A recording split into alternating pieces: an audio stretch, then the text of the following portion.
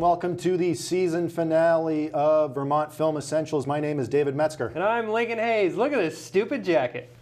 Look at this guy. He went all out, making me look like a fool. I saw this and I was like, we should wear this for the Christmas episode. And he said, I will not do that.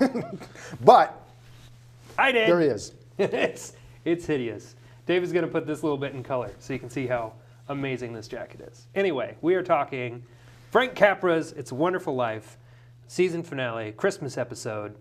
I'm very excited to talk about this movie. As am I. I'll go. The first time I saw It's a Wonderful Life, I was trying to remember, and even as Robin and I were watching it last night, it had to be at least like third or fourth grade.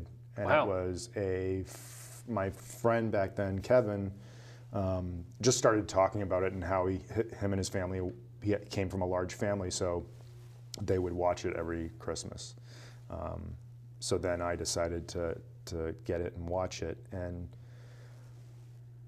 I fell in love with Frank Capra's whole package, like just everything that he did, like the way he saw the world, the way he saw this small town, the way his characters interacted with each other.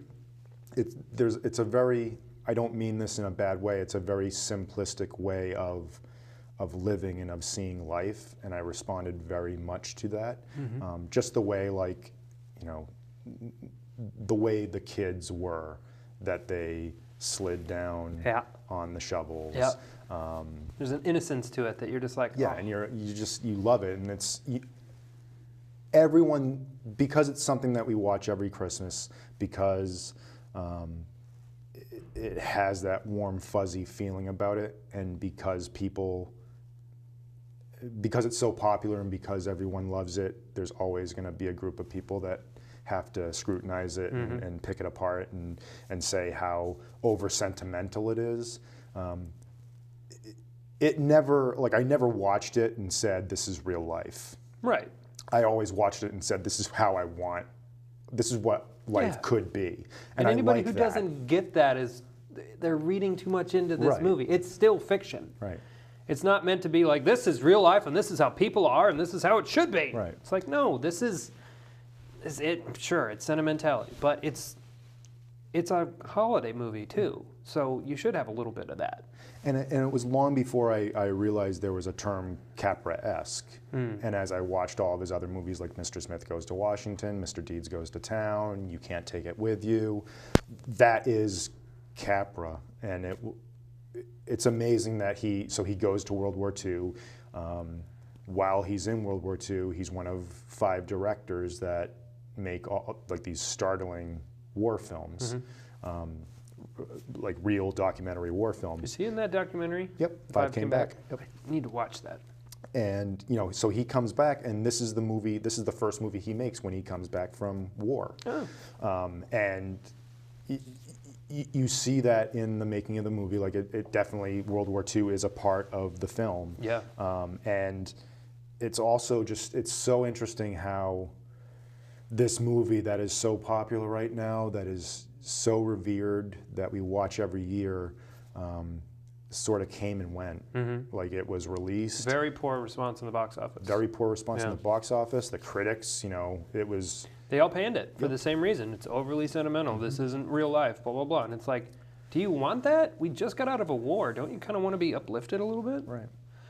I think the first time I saw the entire movie was only a few years ago.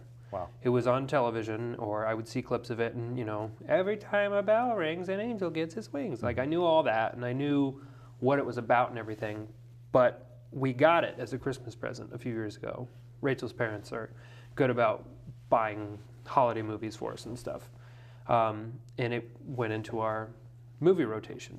And as much as I'm not going to say that it's overly sentimental, I will say that it's not really that uplifting until the end. Right. Like, once we, everything that happens to George up until his, near suicide attempt, and then seeing what his life would be like without him involved, it's really sad. It's really like a bummer. And it's not until the end, when everybody comes and, helps him out with all the money and everything, that you're like, this is great. uplifting movie. Everybody's so nice and happy, but the rest of the time you're just like, oh, life sucks. And we talked about this last week, that as we get older, that part gets sadder and just gets you even more, where you're just like, oh, all those things that I wanted to do in my life, I haven't been able to do because of adulthood. Right. And it's to the point now, even last night watching it, where it feels like the scene in the bar was always a scene to me. Like before, when I saw it as a kid, it was just a scene. Yeah. Then as I got into college and I watched it, it was like, wow, this is an amazing piece of acting from James Stewart. This might be like his greatest acting moment in his whole career. And then, after, getting married and you're living life and you're trying to support your family and you're trying to, keep your job, it's like, I can hardly watch that scene because all the emotions that go into it. Yep. And it's a really good observation you made, that it's, for all the uplift that it gets, that moment at the end is only as overwhelmingly uplifting as it is because you have that deep, dark. Absolutely. It's not afraid to go to the deep, dark places of what life is and how we respond to it. When he comes in and he's just completely like, my life is over. I'm going to go to jail and if we don't find this money. And he's screaming at his kids and he's yelling at his wife and everything. You're just like, oh, this is so hard to watch. And he breaks the model and just the way his family is looking at them. Like you see that it's like, well, this may not be, a completely accurate portrayal of an abusive husband or an abusive father. Yeah. But you see that and you're like, wow, this is what leads to this type of happiness and this type of anger. And you get it, and you see it, and it really does affect you. And I think everyone who looks down on it and says it's just an overly sentimental film forgets those moments in the film, and doesn't see how the whole structure of the film is in order to do that. Yeah. And I actually think that because it's so popular and because we watch it every Christmas, people overlook how innovative the storytelling is. Definitely. And how much of a filmmaker Frank Capra is and how he uses filmmaking throughout this whole film. I know that they're completely different films, but Goodfellas and Born on the 4th of July seem to, every time I watch this movie, it's like, oh, they took something from this. Yeah. There's something about the way this is structured as a flashback and you're seeing his whole life. Even the moment where you first see Jimmy Stewart and they do that freeze frame on him and they're talking over the image as it's frozen. Yeah. That's Goodfellas. That's Goodfellas. All my life, I wanted to be a gangster. Right. Yeah. And even like with Born on the 4th of July, it's like this, the first part of Born on the 4th of July, when they're showing him as a kid and they're showing him in high school and he's wrestling, like it's a very idealistic look of that childhood in Long Island, only to completely turn that around when he goes to Vietnam. Yeah. And even Oliver Stone in the commentary for that film is like, I understand that this is very idealistic and it's corn, but it's what Frank Capra called good corn. Yeah. And that is completely what It's a Wonderful Life is. It's just, it's using those idealistic moments so that when it gets dark and it turns, you realize why he wants to jump off that bridge. Yeah. You it's realize, very clear. Yeah. It's not an impulse decision. It's rock bottom. Before we get too much further into it, we do have a very special clip from my buddy Rob Walker, from Greeley, Colorado. He's a writer and an animator, and he happens to adore this movie probably more than we do. And he was nice enough to send over this little clip. So take it away, Rob. Hello, gentlemen. Rob Walker here, transmitting to you from the winter-swept snowscape of the Rocky Mountains, and I am thrilled to chat with you a bit about Frank Capra's film, It's a Wonderful Life. It's a Wonderful Life is considered a quintessential Christmas classic, but it didn't start out that way. Audiences ignored the film when it first premiered in 1946, and due to poor box office and high production cost, It's a Wonderful Life was considered a massive flop. It's a Wonderful Life also received a litany of mixed reviews, many of them zeroing in on the film's sentimentality, a critique of Capra's work that was all too common.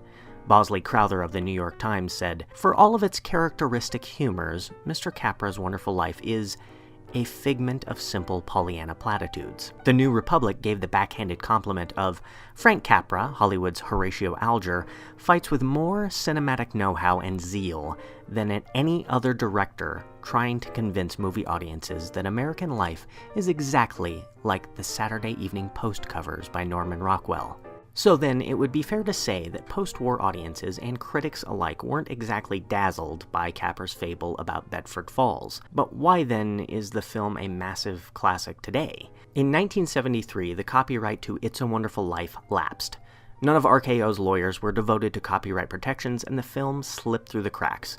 Because of this fact, the film was now in the public domain, and TV stations began airing it during the Christmas season to fill out programming. TV stations did this for decades, adding to the film's seasonal reputation as a holiday linchpin, so much so that, along with TNT's 24-hour Christmas Story marathon, a December never passes without George Bailey and the citizens of Bedford Falls. As much of a holiday classic as it is, not everyone is on board with It's a Wonderful Life.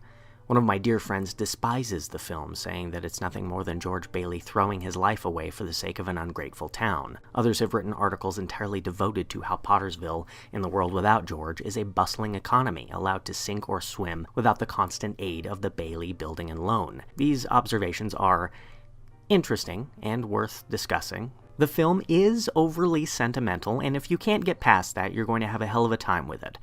But some of the harsh viewpoints may reflect how far we've drifted as a society from the ideals of the greatest generation, leaning more towards social Darwinism and an I'ma get mine philosophy.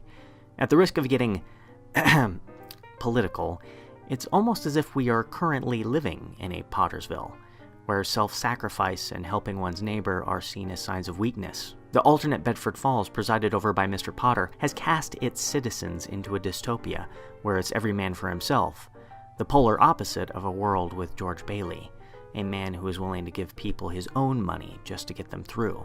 I think the main reason why It's a Wonderful Life is so popular, other than the constant screenings since 1973 and Jimmy Stewart's G. Willikers stutter and Donna Reed's kind and beautiful presence, is the fact that it is an aspirational film. It illustrates the kind of people we would like to be and the kind of community we would like to inhabit. The central theme of personal sacrifice, of helping thy neighbor in a world where everyone matters, and if one person disappears, in the words of Clarence, they leave an awful hole. And when I watch It's a Wonderful Life, I am, however briefly, a citizen of Bedford Falls, a place where loans can be made on a handshake, and there is always room at the dinner table for one more. Right, thank you, Rob. That was great, and thanks for doing all the legwork for David. He didn't even add anything. Thank you. That's just a little drop in the timeline. Appreciate it. One of the things that I love that he brings up is, he mentions a couple of the film critics like Bosley Crowther. That's hard to say. 3 times fast. Yeah. Bosley Crowther. He, because there was this kind of look at and he's right that it's very interesting to discuss, is that people who dismissed it was like, yeah, but Pottersville is fun. It's just showing what a fun city is. You're missing the point, guys. You're missing the point. And it is it's weird that Capra is presenting this very one might say a very isolated small town existence, and that he's saying that is ideal only because you want your life to be insular, and that's what makes it cozy and comfortable. Right. And that that there can be this little institution of a bank that helps all of its citizens have homes and bails them out and helps them. Yeah. It's like a little microcosm of what the United States should be. Exactly. And that, Pottersville is like, no, we just want to turn it into every city. Yeah. We want to turn it into, Vegas, Atlantic City. right. The seedier parts of New York City. Let's get all the pre-Giuliani, money out of these people and let's turn it into a capitalist, merry-go-round. Right. And I don't like it's very. It's just very small-minded to look at that and be like, yeah, but there's music and there's fun and it's a fun time. Like I don't know how anybody could see that. That is so fleeting because as soon as the money runs out, all those people are just out of town, and then all those people are destitute. At least George Bailey in the Savings and Loan, and this is why he's the hero and Potter's the villain. He's out to help these people no matter what. Right. And Potter's just like, well, if they can't pay, then throw them in the street. No, that's not what this is. That's not the idealistic America that we all want to live in. And it's interesting that it is such a small town, and it's an isolated story about one man and this tiny little place. But there isn't any real outside influence to it, and he's always trying to get away and get out, and he can't. And I really appreciate you mentioned the structuring of the screenplay.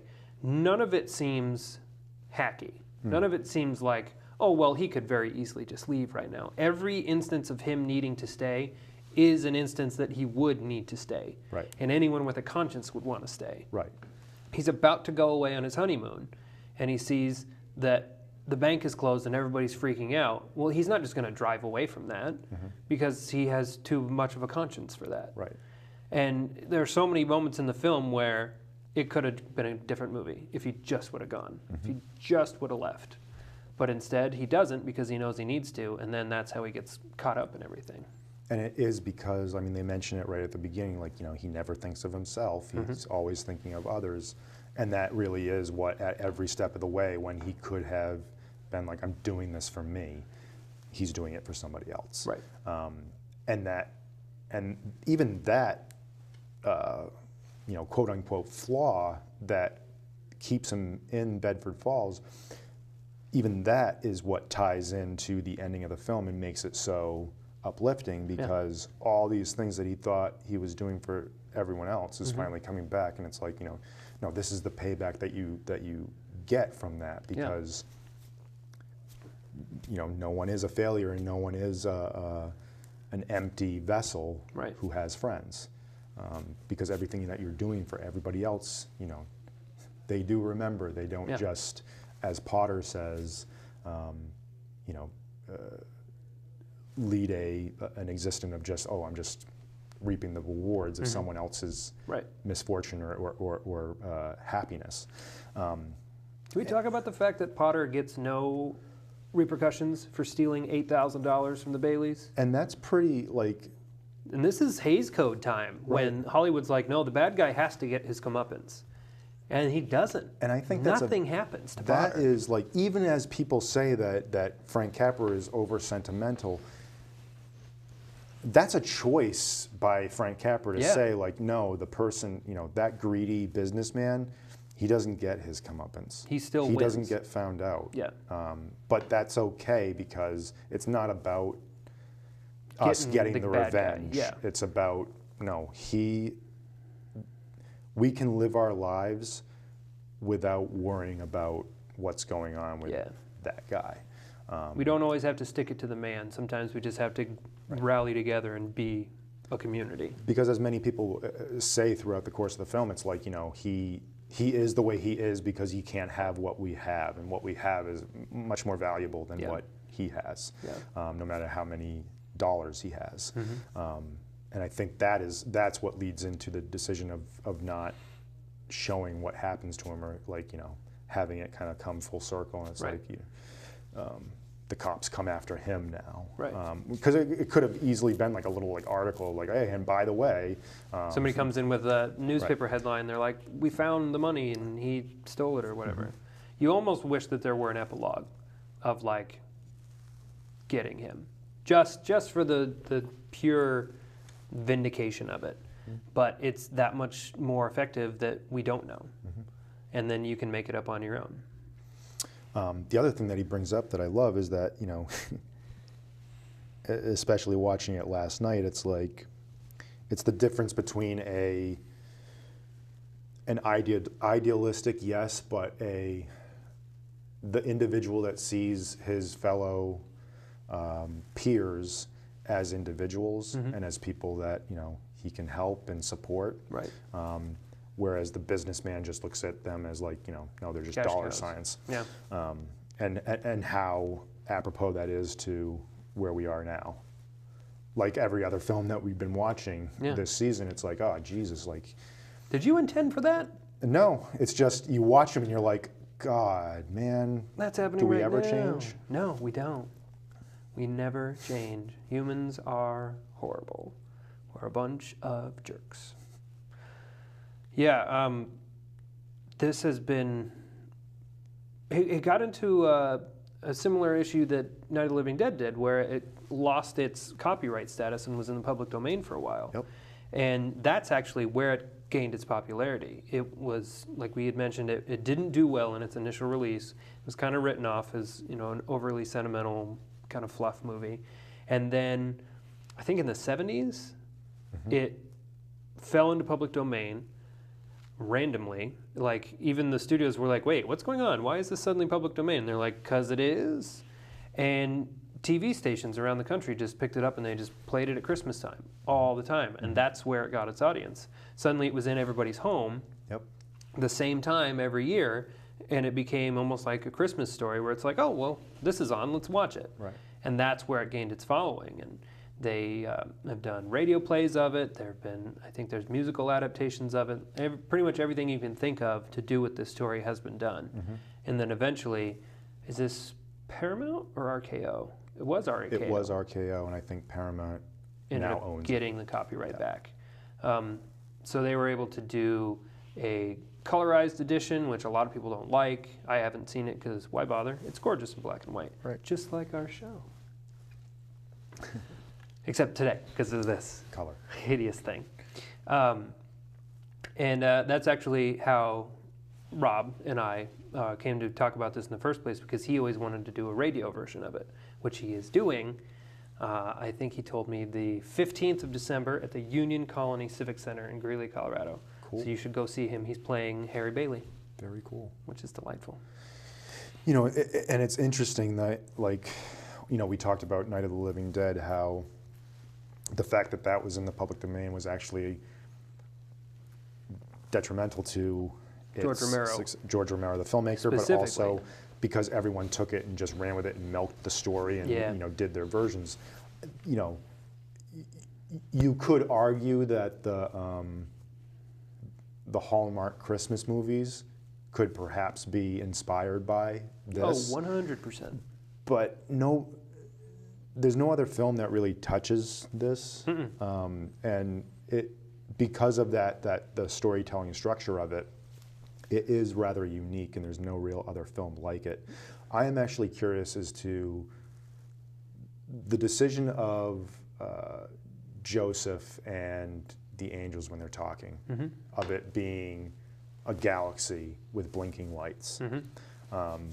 If they, at some point in the pre-production process, if they were like, no, it has to be heaven, it has to be a white cloud-like place, and these Angels people in with robes wings and everything. yeah. Like, and I'm wondering if they did that, and Frank Capra was just like, nah, it's too distracting. Like, I want to get to the heart of this story, and just had the blinking lights. Because every time I watch it, I'm looking at it, and I'm like, it's really weird that we're just watching blinking lights for like a good 2 or 3 minutes. Yeah.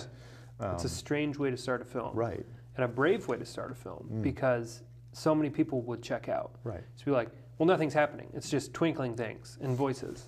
Or even because, like, this is it's a fantasy film, but they're very careful about how they do that, how they introduce the fantasy elements and how they weave that into the story so that it isn't distracting.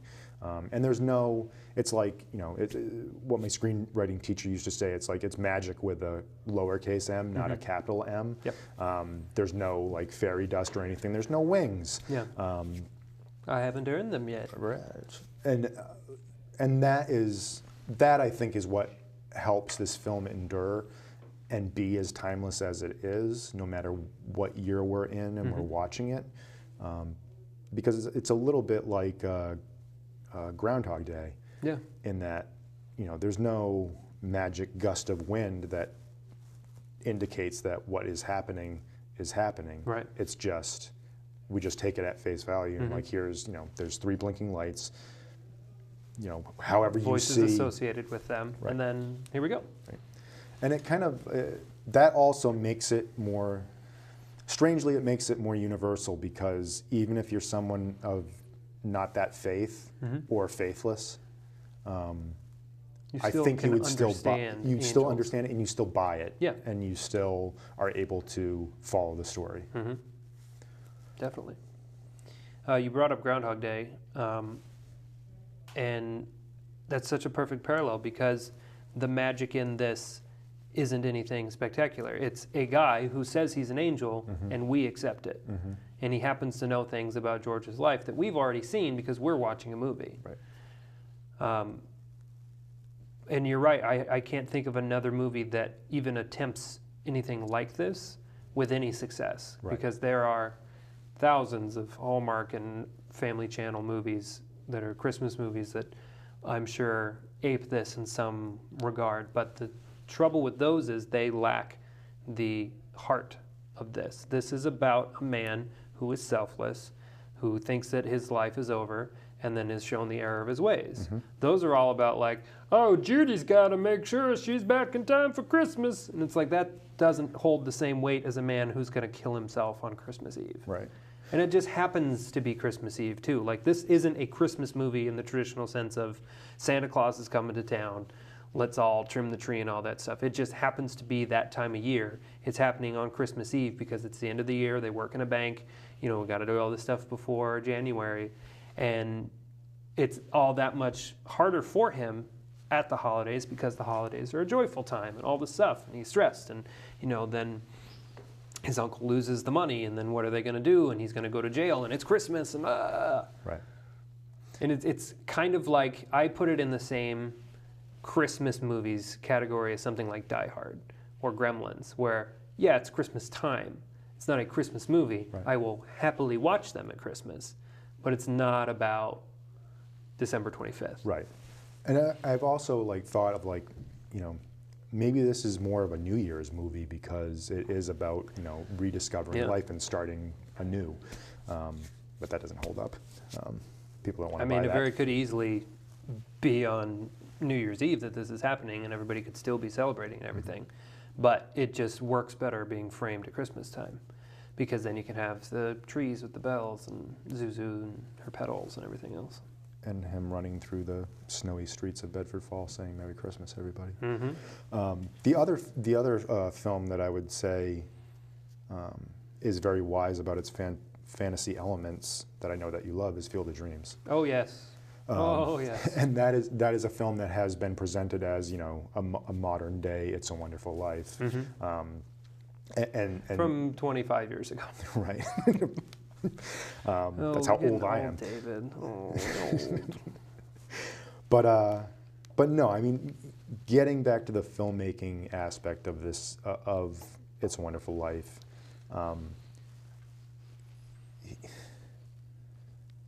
I love thinking that there's, because the way this film is structured and the way he presents it, he can weave in and out of any tone that he wants. Sure. He can have a scene that's a little slapsticky, like, you know, them at the dance and them falling into the pool. He can have a scene that is very romantic and sexy, like them walking back and she's in the robe, and then, you know, steps on the thing and she flies out of the robe and into the bush. And then he can, within that same scene, he can hit you with an emotional punch of, my father's had a stroke and I've got to leave. Yeah. There's just so many different, you know, he plays the emotional chords so well. Real life is always right there. Right. Like, everything can be happening down here, and real life's always about to sweep in and just get George with something. He's having fun with his friends. His brother falls through the ice, gets sick, loses his hearing in his left ear. He's getting ready to go to college. Something happens with the bank. He can't do it. He is getting ready to go on his honeymoon. Something happens. He can't do it. Like, real life is constantly taking him down until he doesn't have any legs to stand on anymore, and that's when he ends up on the bridge.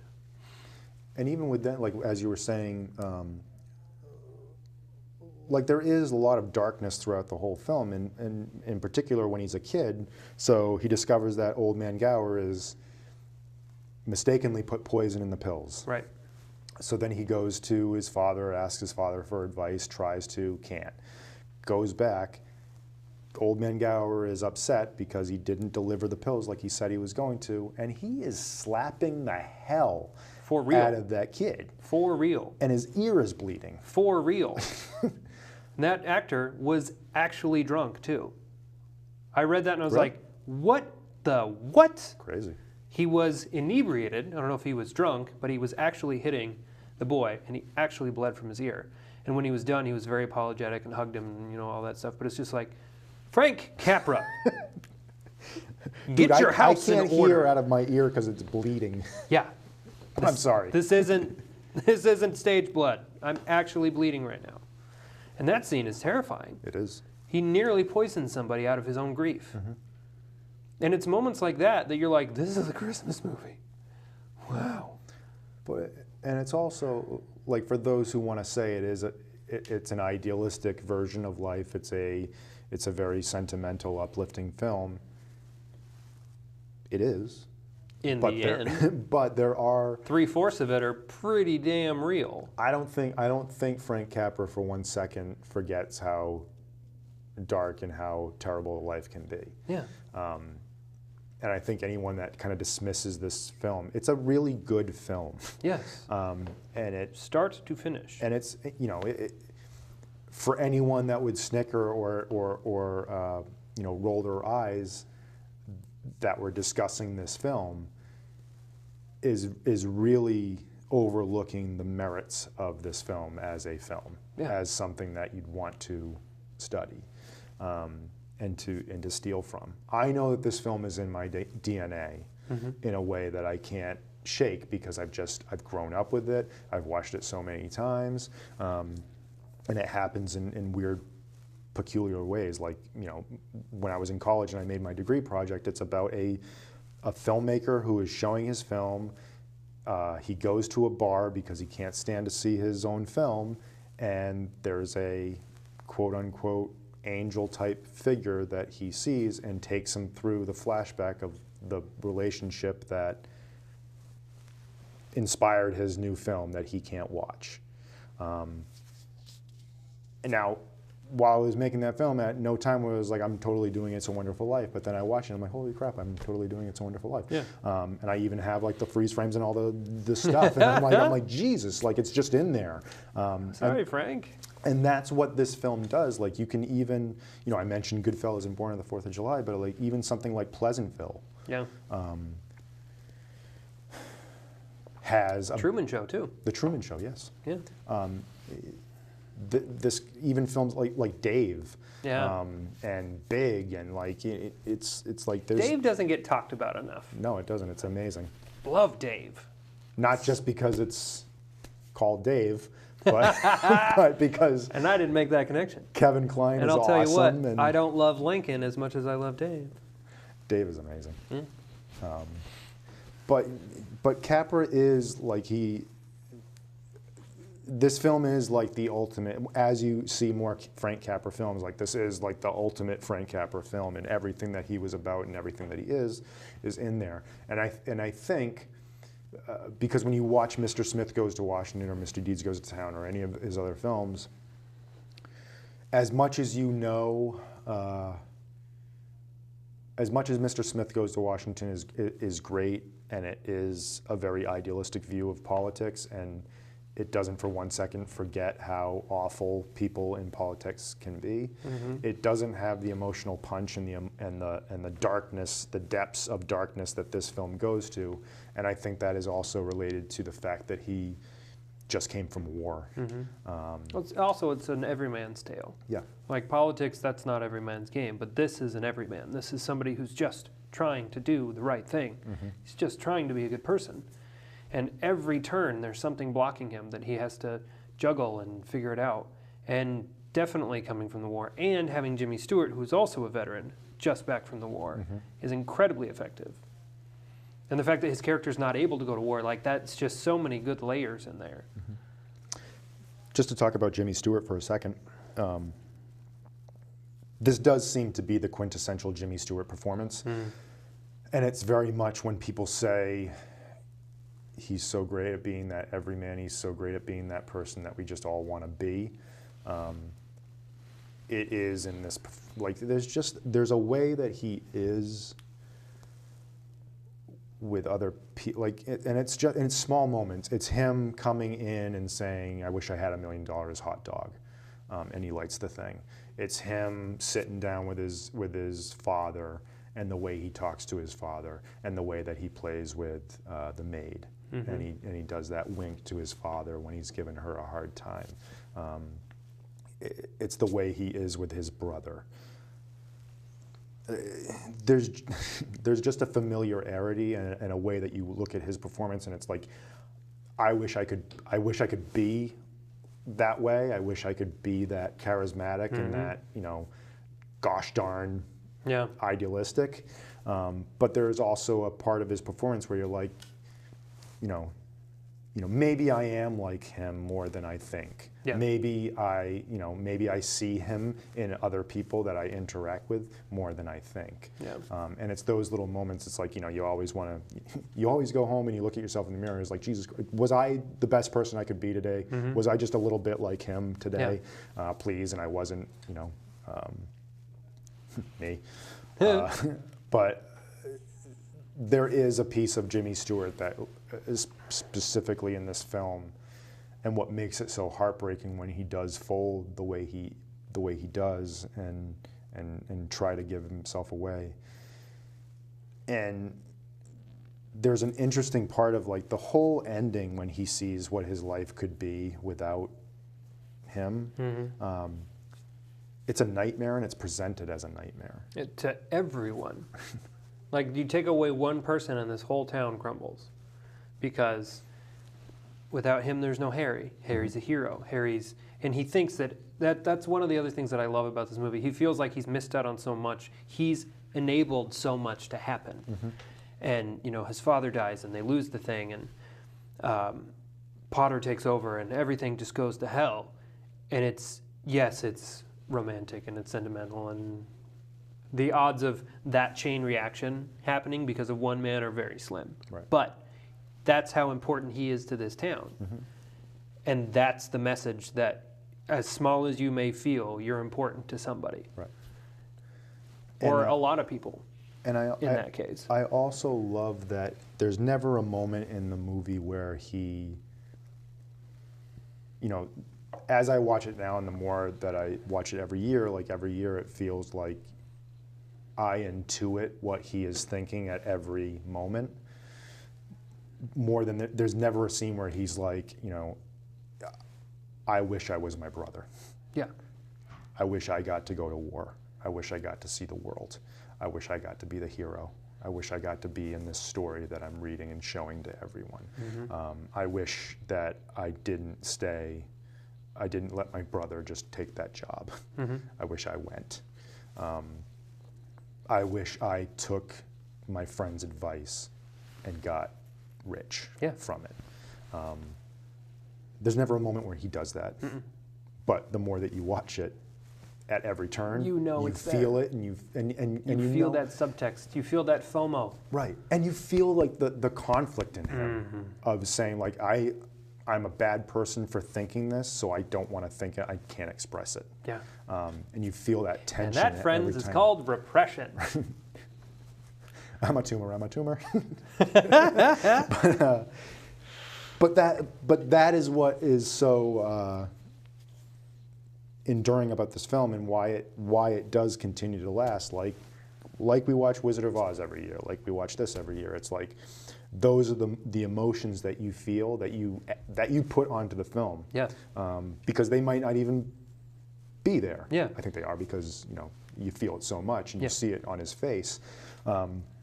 But it could just be like, my projection of insecurities. Right. And, oh, I wish I had done this. I wish I had done this after college instead of doing that. And yeah, it's all right there on the screen for you to put your stuff into. And I think that's why people felt that it was so overly sentimental, because at that time in 46, everyone's emotions are high. Yep. So then here's this movie that's intentionally tugging on your heartstrings, and they're all just like, "Whoa, how dare you? I don't want to feel right now." Right. It's like, no, you need to feel a little bit right now. We all need to feel good.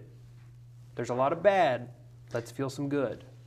And there's a moment that I'm always, every time I see it, it's because it's never explained why Mary's mother hates George Bailey so much. And is it that she sees him as a homewrecker. Right, but also like I don't buy it. I knew, but still no. But I like, is it that if you went off with the other guy, you'd be rich and set? If you go off with this guy, you'd be happy and poor. Right. I mean, it's that old adage of wealth or happiness. It just it makes me, and especially in that scene, because he is. That scene is so perfect, because they're having this conversation on the phone, but then they are having a subliminal, telepathic conversation on screen that whoever's on the phone doesn't even hear it. Right, and it's a tornado of emotions. Yeah.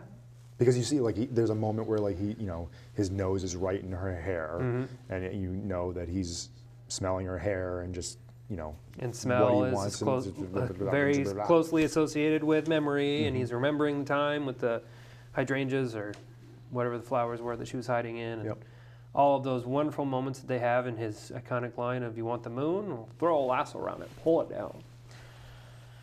And even like when in that scene, like it's comical when he's doing it, but he is being very poopy to Mary at that point. Can't believe I just said poopy. But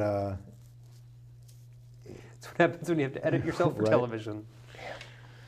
FCC. But he's very. He's very much denying himself the happiness that he knows that he wants. Sure. And there is a very, like, throughout this whole movie, it's like, you want to have that girl that loves you as a child and looks up to and whispers in the ear that you can't hear out of, and then all of a sudden you're at this dance and you're like, I don't want to dance with her, and then you see her from across the room and you're like, geez, okay, I will. And that house that, would be great to live in, and you're looking at it like, wouldn't live in it as a ghost. And then the guy that is looking at it and is like, just kiss her and don't. Like, there's just so many great moments in the film. So many moments that, like, as a teenager, you wish you had.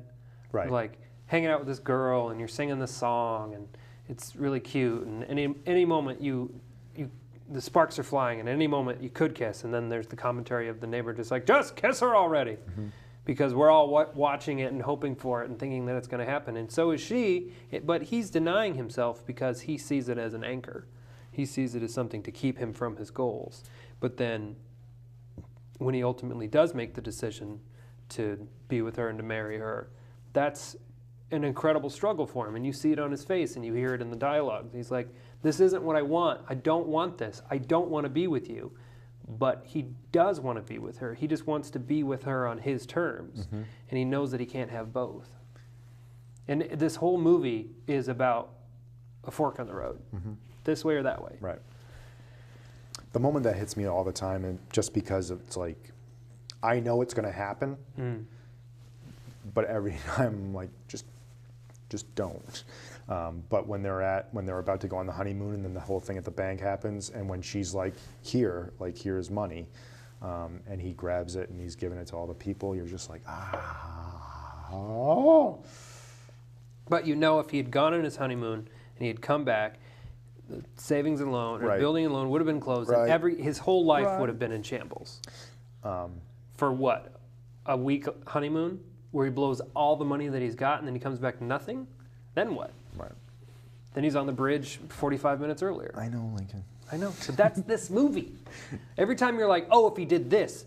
No, Right. It's a chain reaction. Everything Crumbles. leads to this point. And that's the brilliance of the screenplay. I need to say something, and I hope that I can find the image to put it up, but there's a shot in this film that is just absolutely exquisite, and I don't know what it is, but it's when they're about to go to the honeymoon. They're in the back of the cab, and then Ernie says, you know, something's going on at the bank. They both turn and look out the back of the window, and then it cuts to the reverse outside the cab looking through the window, and there's something about, because it's raining, and I mean it's a beautiful shot of them, and it's so uncharacteristic. Like, it sticks out to me every time I see it because it's just so gorgeous. But there's something about the rain is on the window, and I think you can tell that it's actually a sunny day and they just have the wind machine, and there's something about that effect of the sun blasting through the rain that like illuminates their faces just so, and it's so crisp and clear. I really hope I can throw that up because it's just an amazing image. Speaking of weather in this movie, this film won an Academy Award for developing a new technique to create snow, which I did not realize that this film was the one that did it, and I also didn't realize how they did it prior to this. So before this film, whenever they needed fake snow, they painted cornflakes and sprinkled it around, which obviously makes sound impossible because then you're walking through the snow and crunching like at the breakfast table. But Frank Capra was like, well, a lot of this movie's going to be in the snow, and I don't want to have to redub all of it. So they were able to invent the chemical base of artificial snow that I'm pretty sure we still use today, which is essentially soap, sugar, a chemical, and water. And that's how you get those big, perfect snowflakes that don't melt. And you see it in everything. They use it on television shows. They still use it in movies. Pretty much anytime somebody comes in from the outside and the snow doesn't melt off of them, it's that. It was funny because I didn't know that, but watching it last night, I was watching that scene on the bridge, and I'm like, what? I wonder what they used for that, because it, you know, obviously when you look at it and scrutinize it, it's not snow. Yeah. But it's something. And I know about the cornflake thing, and I'm like, it can't be that because it just doesn't look like it's a perfect. Yeah, they're too perfect. Yeah. And I had always heard that they were just soap flakes. I didn't realize that it was more than just soap. Because, you know, other movies that I've seen, I'm like, this snow is funny. It's really big and doesn't melt. And everyone's like, oh, it's soap flakes. And they just like sprinkle it down. And speaking of the bridge, that scene, since this was all shot in California, but that scene in particular was shot during the day, and it was about 90 degrees. So if you notice, Jimmy Stewart is sweating, which, I mean, is believable. You're running around in the snow. You can still work up a sweat. And he's supposed to be drunk. And he's supposed to be drunk, so that all works. But yeah, that was a very warm day, wearing all that wool and fake snow and everything else. Seneca Falls in upstate New York every year hosts It's a Wonderful Life festival in December, because they claim that Seneca Falls was the basis for Bedford Falls. So they have like Martine's Bar, and they have the boarding house, and they have all this stuff. I looked at their website. It's adorable. It looks so fun, like literally going into the movie. And it just sounds delightful. The scene where they're standing out in front of the house and they throw a rock and make a wish, Frank Capra had hired a sharpshooter for that scene so that he could time it perfectly, and the guy would shoot out the window as she throws a rock. Well, unbeknownst to Frank Capra, Donna Reed played baseball in high school. So she picks up a rock and she chucks it and she knocks out the window herself. The sharpshooter's just like, she did it. First try, too, just breaks the window. Awesome. Because she's the best. She's really great. Not to, you know, I know it's Jimmy Stewart's movie and everything, and everyone talks about Jimmy Stewart, but Donna Reed is so great in this. And she's so, one that Jimmy Stewart can realistically age from 20 to 40, so does she. And at every turn, like, it's just subtle differences and nuances that they do with, you know, whatever the costuming and the hair and everything. But she's so good in the scenes when they're walking back and she's in the robe, when he comes back from the day at the bank, and then, that the house is all made up and everything, and,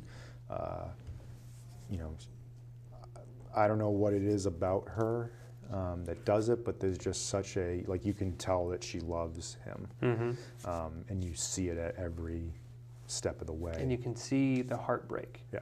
From all the little digs that he makes when he's upset. The most is when he said, "Why did we have all these kids?" Right. Because as a mother, especially in the 40s, you're just like, well, this is what I do. I have the kids and I take care of the home. That's my purpose as a housewife.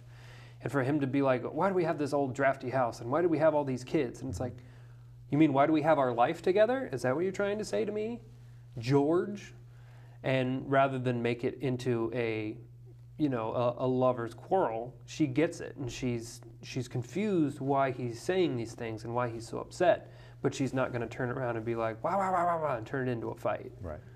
Which I think is a credit to the film, that it doesn't just turn into, oh, married life is tough. Let's see a scene of people fighting. Right. Because that's boring and uninspired. And the whole ending happens because of her. Yeah.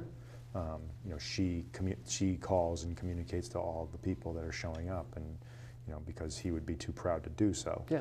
She's the hero of the film. Her and Clarence.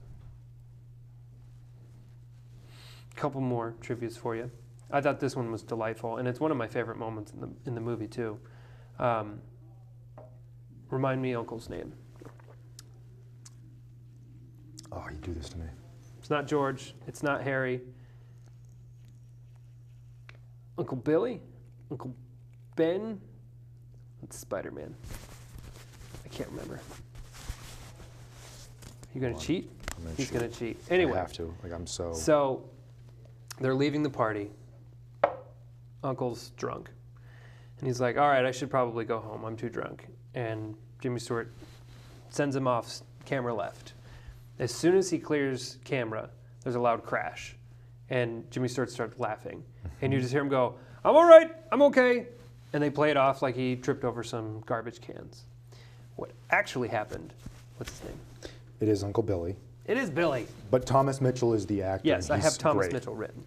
Don't you worry. I just couldn't remember Billy. That very common man's name. What happened was, as soon as he cleared camera, a stagehand dropped a tray of props and it made a really loud noise. And Jimmy Stewart laughed at that, thinking, oh, well, this is an unusable take. Then Thomas Mitchell ad-libs, I'm all right, I'm okay. And he laughs at that because, well, that's quick thinking, that's very funny. And Frank Capra liked the whole thing, that he kept it. And then he gave the stagehand a $10 bonus for enhancing the sound of the film, which is so great, because he very easily could have been like, cut, well, you're fired, get out of here, you're wasting my time. But instead he's like, no, that was perfect. Perfect. That actor, because he's also in Stagecoach and he plays a drunken doctor, he's so funny and so great at doing that. And I know he was, because you can see it in the scene, like Jimmy Stewart is genuinely laughing and genuinely about to crack up throughout that whole scene. The bit with the hat is so funny. Oh, yeah. Where's your hat? It's right here. Oh, thank you. It's good stuff. It's good. That's good, wholesome comedy, too. Because we've all been at the Christmas when Grandpa or Uncle gets a little too drunk and he's being really silly. And you're like, oh, Grandpa, time to go home. And he's like, yeah, it is. I should go. And that's another one of those things that this structure affords, because you can have a laugh out loud moment like that and it's completely, it's rooted in reality. Yeah. It's not completely over the top, even though it is very vaudevillian. 100%. The role was originally offered to Tony Curtis, and he turned it down because he thought it was overly sentimental. And this film was actually a $525,000 loss for RKO on its initial release. The FBI saw this as a communist film. There was a memo released basically saying that it presented people of wealth to be like Potters, and we're out to control the economy, and capitalism is bad, and blah, blah, blah. So, like, this movie was on their radar, and Frank Capra was on their radar for being a potential communist. That's stupid because his friend that's rich helps him in the end, and is not that way. People with money still helped him. It just happens to be the bad guy with money is a jerk. In 1990, it was added to the National Film Registry. I have a quote that I want to read because it was great. Let's pull that up real quick. Nominated for 5 Oscars, won the Technical Achievement Award and Best Director, Golden Globe. So it did win some awards, despite its poor initial response. It's a Wonderful Life. It is amazing thinking about how much this film was dismissed at first and how much it gained in notoriety. It's one of those perfect stories like A Wizard of Oz or even A Citizen Kane where, you know, everything now is about how well your film does on the first opening weekend or in that first run. And like these are the films that you kind of look at and say it's not just about that, it's about time as well. Yeah. So the quote that I found that I wanted to read was from 1947. A critic named Manny Farber wrote, "To make his points, Capra, he always takes an easy, simple-minded path that doesn't give much credit to the intelligence of the audience, and adds that there are only a few unsentimental moments here and there," which I completely disagree with. I don't remember why I wrote that down. That's not even a great quote. Is there another one? Hang on. Oh, there's another one. Nope. Well, we can cut that because that wasn't what I thought it was. Was I thinking of somebody else? There was a much better quote in here. Oh, this one. All right, so the quote that I wanted to read was from Wendell Jameson in a 2008 article. It was generally positive, but he said that it's a terrifying, asphyxiating story about growing up and relinquishing your dreams after seeing your father driven to the grave before his time, of living among bitter, small-minded people. It's a story of being trapped, of compromising, of watching others move ahead and away, and becoming so filled with rage that you verbally abuse your children, their teacher, and your oppressively perfect wife. Yep, it's that too. Oh, man. Oh, that breaks my heart. When I read that, I was like, yeah, that's kind of how I read this film sometimes too. It's just like, oh, adulting sucks. The line in the bank when they're all asking for money, you know, how much do you need? How much do you need? And the woman says $17.50. That was changed at the last minute. It was originally going to just be $17, but then Capra was like, change it up. Say something. Make it a non-round number. So she just says $17.50, and Jimmy Stewart's reaction is genuine in that moment, and that's why he kisses her on the cheek, because he's just like, he's commending her for ad-libbing such a perfect line. And it's just like, yes, thank you, that's so great. The salary that Potter's going to offer him, the $20,000 a year, in 2015 would have been $337,000 and $337,730 a year. That is a huge amount of money, especially because what's he buying him off to do? To be a peon in his bank and just shut him up? Right. That's insane. And to turn down that money, like I love that scene so much because he shakes his hand and then he thinks about what happened and he like wipes it off because he's just like, no, I don't want anything to do with this. I can't watch that moment without seeing it in French. Yeah, from Home Alone. No, Kanaka, or whatever he says. And I think the same thing too. And it's because of Home Alone that I knew the little moments, but I knew them in French. This is the only film to ever originate from a Christmas card. We should tell that story. So the original author of the story, now I can't think of the name of it. I think it's The Generous Gift or The Greatest Gift. Greatest Gift.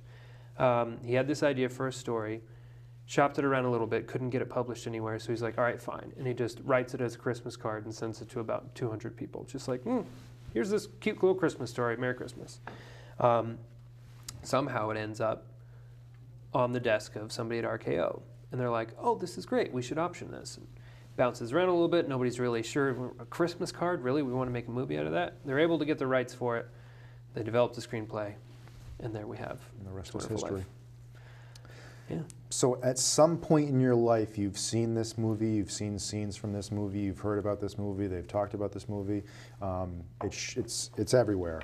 But it is a valuable film. Yeah. It is worth, as a filmmaker, as a film lover, or just as a casual moviegoer, it is worth watching. It resonates every year. It endures every year. It gets more poignant as time goes on.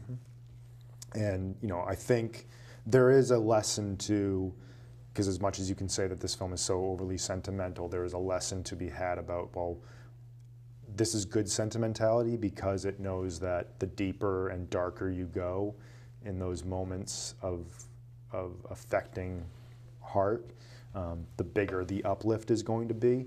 So that is why the ending is as powerful as it is, because you've had that moment in the bar where he's crying and just asking for relief. And it's still a great film. Every year, it doesn't lose anything, it only gains. Yep. And that's an amazing testament to film in general, but to this film as well. So go watch It's a Wonderful Life and enjoy the holiday season. Like we said, this is our final episode of season 3. December is crazy time for both of us, so we're going to take December off. We'll be back in January with more. I'm very much looking forward to it. Happy holidays to you, sir. Happy holidays to you. Enjoy your time with the wife and the pup and the kitten and family and all that other fun stuff. You as well. Thanks. This has been a great season. I very much It's been enjoyed good. it. Look at all the stuff we've accumulated. Right. We're doing a bunch and it's fun. And I got this stupid jacket, which I'm returning. What do we got coming up in January? Do you know off the top of your head? So in January, we are kicking things off with one of my favorite Alfred Hitchcock films, and that is Rear Window, another Jimmy Stewart. Jimmy Stewart. And we're going to have, hopefully, a guest for that one. And I'm very excited to kick things off with that movie. Yeah. Because there's lots to talk about there. Absolutely. Thank you again to Rob Walker for submitting the little clip for us. That was you. delightful. Be sure to check out his stuff. You can find him on Twitter at Timid Werewolf, because he's funny.